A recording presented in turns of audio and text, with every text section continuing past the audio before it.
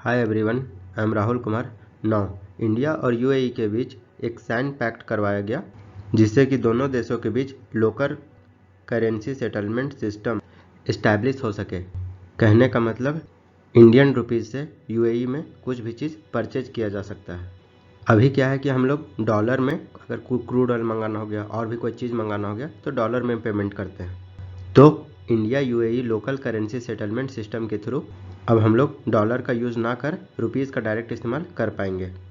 तो चलिए अब हम लोग इस वीडियो में समझते हैं कौन कौन से की एग्रीमेंट हुए हैं दोनों देशों के बीच।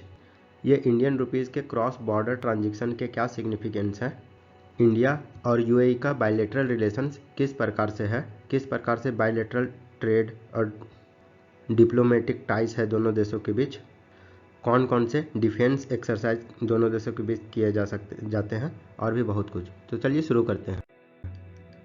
सबसे पहले देखते हैं local currency settlement system agreement. इसमें जितने भी तरह का करेंट अकाउंट ट्रांजैक्शन है वो सारा कवर करता है और कैपिटल अकाउंट ट्रांजैक्शन में एक लिमिटेशन है, उसमें परमिट लेना पड़ता है तभी उसमें लोकल करेंसीज में सेटलमेंट किया जा सकता है। इस लोकल करेंसी सेटलमेंट सिस्टम से एक्सपोर्टर और इंपोर्टर दोनों अपने रिस्पेक्टिव करेंसीज में ट्रेड कर पाएंगे।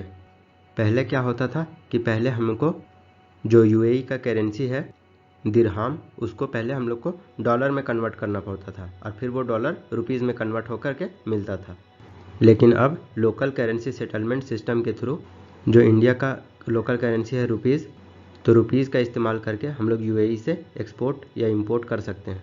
वहीं यूएई दिरहाम का यूज़ करके इंडिया से इंपोर्ट कर सकता है। आई होप आप लोग को समझ में आ रहा होगा। और इससे आईएनआर एईडी फॉरेक्स मार्केट और डेवलप होगा। इस सेटलमेंट सिस्टम से जो ट्रांजैक्शन कॉस्ट है वो रिड्यूस होगा, क्योंकि हम लोग पहले एक्सचेंज करते थे डॉलर में और डॉलर से फिर दिरहाम में और रुपीज़ में। तो इससे क्या होता था कि ट्रांजैक्शन कॉस्ट ज़्यादा लगता था, लेकिन लोकल करेंसी सेटलमेंट सिस्टम के थ्रू ट्रांजैक्शन कॉस्ट है उसका कॉस्ट घटेगा और जो सेटलमेंट का जो टाइम है वो भी ज़्यादा लगता था वो भी घटेगा, कम होगा। जैसे कि आप लोग को पता होगा इंडिया से बहुत सारे लोग यूएई में काम करने जाते हैं तो वहाँ से बहुत सारे रिमिटांसेस भेजते हैं। तो इससे क्या होता था, ट्रांजैक्शन कॉस्ट भी ज़्यादा लगता था और सेटलमेंट में टाइम भी ज़्यादा लगता था। तो ये कम देखने को मिलेगा। इंडिया के द्वारा अगर कोई भी वहाँ से इंपोर्ट करना हो कोई भी गुड्स या सर्विसेज तो वो लोकल करेंसी का इस्तेमाल कर सकता है, या ऑयल का भी या अदर कमोडिटीज़ का यूज़ करना हो तो किया जा सकता है फ्रॉम द यूएई। अगर यूएई का बात करें तो वो इंडिया का फोर्थ लार्जेस्ट एनर्जी सप्लायर है फाइनेंशियल ईयर 2020-23 के अनुसार से। कहने का मतलब जो हम लोग ऑयल इंपोर्ट करते हैं यूएई से वो फोर्थ लार्जेस्ट सप्लायर है। नेक्स्ट देखते हैं यूपीआई इंस्टेंट पेमेंट प्लेटफॉर्म। दोनों देशों के सेंट्रल बैंक के बीच साइन किया गया है कि जो इंडिया का यूनिफाइड पेमेंट इंटरफेस है यूपीआई और यूएई का इंस्टेंट पेमेंट प्लेटफॉर्म है आईपीपी, उसको लिंक किया जाए ताकि दोनों देशों के बीच ट्रांजैक्शन ऑनलाइन भी हो सके। और रुपए प्लेटफॉर्म का इस्तेमाल यूएई में भी किया जा सकता है, रुपए स्विच, यूएई स्विच। इस यूपीआई और आईपीपी लिंक से दोनों देशों के बीच जो ट्रांजैक्शन है वो फास्ट, सेफ और कॉस्ट इफेक्टिव देखने को मिलेगा। और कार्ड स्विच का लिंकिंग से, जैसे कि रुपए स्विच और यूएई स्विच के लिंकिंग से दोनों देशों के बीच जो कार्ड से पेमेंट होता है उसको भी एक्सेप्ट किया जाएगा। ये जो मेमोरेंडम ऑफ अंडरस्टैंडिंग है वो साइन किया गया है आरबीआई के गवर्नर और जो यूएई का सेंट्रल बैंक है उन दोनों के बीच, ताकि ये ट्रांजैक्शन हो सके। They will also explore the linking of India's structured financial messaging system with the payment messaging system of UAE. Third की हाईलाइट का बात किया जाए तो आईआईटी का जो दिल्ली कैंपस है वो यूएई में अबू धाबी में इस्टेब्लिश किया जाएगा। इसके लिए एमओयू साइन किया गया है। The new MOU is an addition in the IIT go global campaign. अभी आप लोग हाल ही फिलहाल में देखे होंगे तंजानिया में आईआईटी मद्रास का कैंपस खोला जाना है और अब ये आईआईटी दिल्ली का कैंपस अबू धाबी में देखने को मिलेगा। इससे जो हमारे आईआईटी इंस्टीट्यूट है वो ग्लोबल होते जा रहे हैं, जो कि इंडिया के लिए अच्छी बात है। ये जो आईआईटी दिल्ली कैंपस खोला जा रहा है अबू धाबी में ये सेकेंड IIT कैंपस होगा। जो IIT फर्स्ट कैंपस था वो जंजीबार तंजानिया में खोला गया है और बताया जा रहा है कि ये 2024 से स्टार्ट हो जाएगा। इस कोर्स में सेवरल एरिया को कवर किया जाएगा such as energy, sustainability, AI, computer science, engineering, health care, mathematics and computing and other discipline of engineering, science and humanities. चलिए अब हम लोग जानते हैं rupee based cross border transaction के क्या सिग्निफिकेंस होंगे। Rupee based cross border transaction के कारण जो एक्सचेंज रेट का रिस्क है वो मिटिगेट होगा।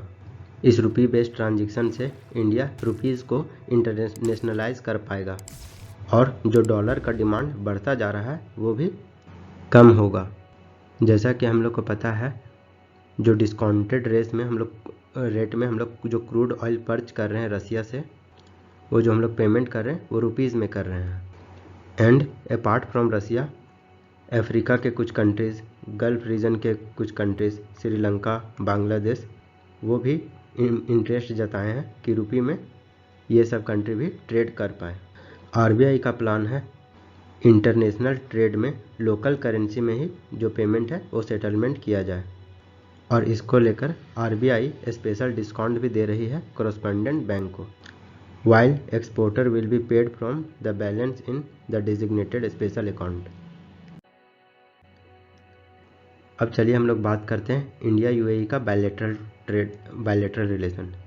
तो डिप्लोमेटिक टाइज का बात करें दोनों देशों के बीच, तो ये 1972 में डिप्लोमेटिक रिलेशन UAE का इंडिया के साथ इस्टेब्लिश हुआ था और इसमें ग्रेटर पुश तब देखने को मिला जब Indian prime minister UAE visit गए थे अगस्त 2015 में।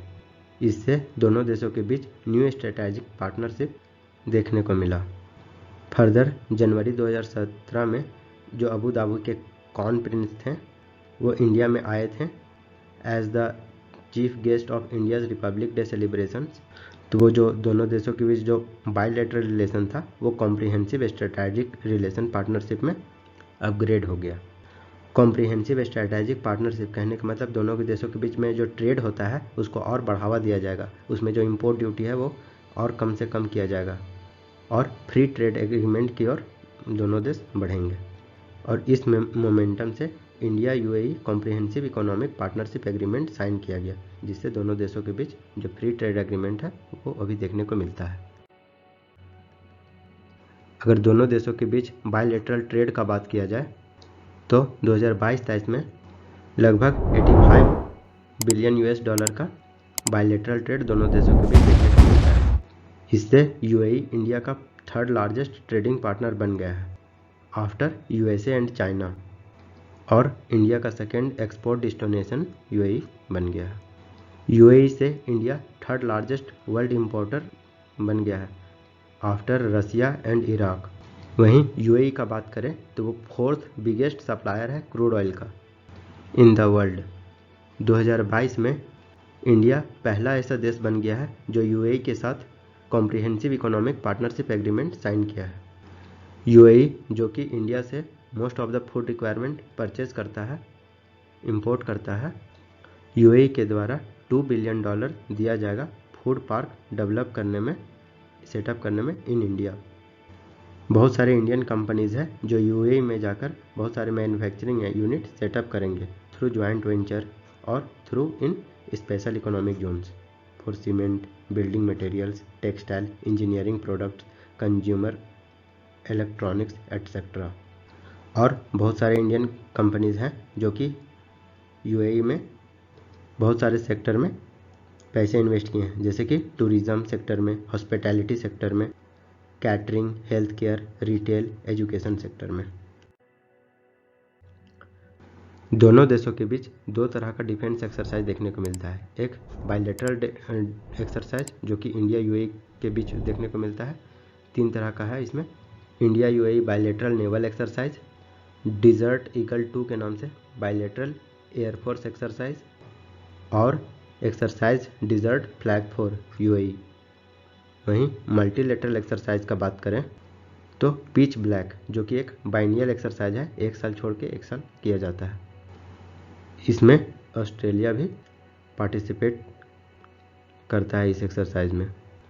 और दूसरा है रेड फ्लैग एक्सरसाइज, ये इंडिया, यूएई और यूएसए के बीच देखने को मिलता है। ये भी एक एयर एक्सरसाइज है।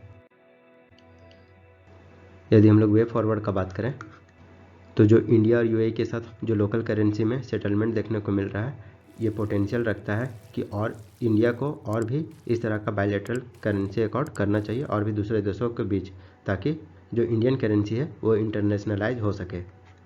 The idea is laudable, however the actual success will hinge on the extent to adoption by businesses in both nations. और इंडिया और यूएई के साथ कंटिन्यूड कोलैबोरेशन करना चाहिए, such as in areas such as technology, renewable energy, infrastructure development, tourism, healthcare, जो कि दोनों देशों के बीच बायलैटरल रिलेशनशिप और ज़्यादा इन्हेंस होगा। तो यदि आपको यह वीडियो अच्छा लगा हो तो लाइक करें, सब्सक्राइब करें और शेयर करें। And thanks for watching.